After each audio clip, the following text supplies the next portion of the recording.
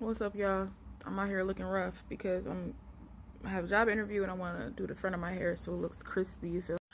But welcome back to day 13 of my 31 days of reviews featuring the Marvel show Echo.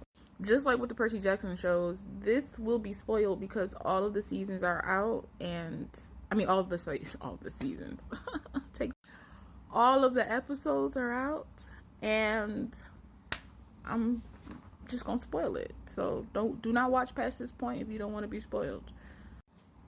Episode 1 of Echo was actually pretty awesome. I enjoyed how they took us back and still caught us up at the same time. I knew Kingpin one day. He Kingpin. Come on, baby. He don't die that easy. A gunshot? One? No. Not for my Kingpin. No. So that wasn't a surprise at the end when he was all, wounded eye and he breathing all hard. I knew bro was coming back. You don't kill Vincent D'Onofrio off in Hawkeye and then have an Echo spin off and he's not there, But I'm excited to see about her character. I'm excited to see how she got to this point where all this rage and anger comes from. I mean, we already know a little bit where it comes from. She blames herself for her mother's death. Her father was killed by a man that she trusted. What she thought was up is actually left, So I'm very excited to see the trajectory of her character, where she goes. Because I'm assuming she's either going to be...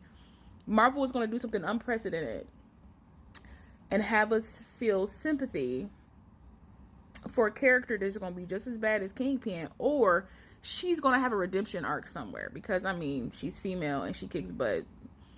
We just can't be evil, or bad, or, we gotta learn our lessons. But I would like to see her not be a hero, But Marvel has a tendency of wanting everybody in the universe to be a hero, and I'm just kind of like, nah, she can just kill people. You know what I'm saying? I'll enjoy. Some highlights for me in this episode is it's not a lot of talking because she's deaf. I actually like that. I pay attention a little bit more. I'm a little bit more zoned in, because they switch the audio up on you too. Like, there are moments where we can hear how she hears, which is very like baseline, maybe vibrational type of like hearing, but it's like it's hearing for us because it's feeling for her. So I enjoy that we're kind of like in her shoes a little bit. Like, we get to feel how she feels a bit, even on the surface level. She's very compelling as a character. She's very guarded. She's very... It's gonna be oxymoronish to say she's quiet, but she's very kind of withdrawn and which makes sense. You know what I'm saying? You're on the run. It seems she has a bounty out on her that's Fisk. That boy, his powers is global. It's global. I said, geez, Fisk, you got people in Oklahoma too? All right. I'm excited to see her reunite with Bonnie, who, if you think about it, Bonnie is kind of living the life that Maya will be, because she ain't Echo yet. I think something's going to switch, and Echo is when she becomes her good persona. Right now, she's just kind of like Maya, like the damaged, hurt, rage-filled anti-hero. But I'm excited to see her reunite with her grandmother. I'm excited to see her reunite with her cousin / sister, Bonnie. Like, I'm excited to see these reunions because Bonnie right now is a firefighter, and it seems like if Maya would have stayed in town, if her father would have stayed, that would have been the trajectory that she went to, or maybe she would have been a doctor or a healer or did something like that. And I think that's another reason why Maya doesn't want people to really know that she's around, because these are connections with people that she's probably missed her entire life, and even being in town makes her miss them even more. But she has a mission, and she seems like a person who, when she has a mission, she follows it through. So I'm excited to see how her family is going to influence her, because, when she was younger in the episode, you see that her father, after her mother passed away, her father takes her to New York. And New York is a big, loud, brash, harsh city. It is pretty much dog eat dog, and she learned how to be kind of a top dog. And then for her to come back home to Oklahoma, where it's a little bit more steady, where it's a little bit more smooth, even though it seems like that underneath the surface, I feel like something's brewing. Because they never take a person back to their hometown unless something brewing in the hometown. You feel me? So I'm here for it. I'm assuming her family will probably have to get involved in some type of way. I hope the grandmother doesn't die. I hope Bonnie doesn't die. I hope Biscuits doesn't die. I hope the dog don't die. So I'm excited to see, because I think Echo only has like 5 or 6 episodes, which I'm like, okay, Marvel. But I'm excited to see where those go. Because this first episode was about, I think, like 40 minutes or something like that, and it was chock full of stuff. So I'm excited to see what the second episode has to come. And big spoiler, my boy Daredevil was in there. Come on, Matt Murdock, played by Charlie Cox. I said, okay. And it's crazy that the lead of Echo, her last name is Cox as well. So Charlie Cox. And I don't know how to pronounce her name. And I'm not going to try right now. I'm going to get the pronunciation, and then I'm going to come back with the second episode saying it perfectly. But her first name.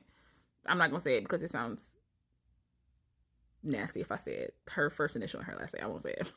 But it was great seeing Matt Murdock. Boy, when I tell you the choreography, I meant to look that up, and I'll have it by second episode. I wanted to see if the people who did the choreography for Echo did the same people who did choreography for Daredevil, because it's giving that like Daredevil flair, that Daredevil like intricate, I'm gonna be high a little bit and I'm gonna come low on the ground. It was screaming Daredevil, the choreography, but still had like the presence of like, this is fresh and new, and it's kind of like Echoes, type of. It was cool seeing her go up against Daredevil, even at like a young, kind of timid stage of her life. She was giving him some work, but I also feel like he was being nice to her.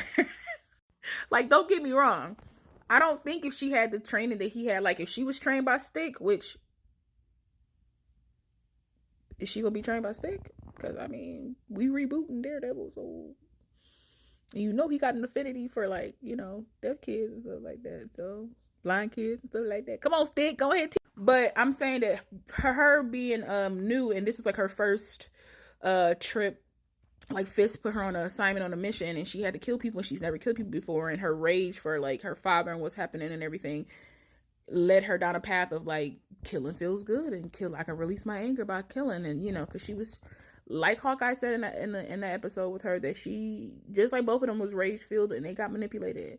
Fisk used them because he knew. But it was dope seeing Daredevil. It was dope seeing his abilities kind of like flourish in this as well. Because the way bro hopped over that gate, I said, pump the brakes. He's an airbender. Okay. But overall, Echo, solid start. I'm adding it to the 31 days of reviews. I think I'm also adding Chainsaw as well. But as usual, follow me on all social media. Comment below if you watched Echo. This is spoiled, so I'm assuming the comments will be spoiled too. So if you made it this far, obviously you don't care about spoiled stuff. But go check out Echo if you have it on Disney Plus right now. I'll see y'all later.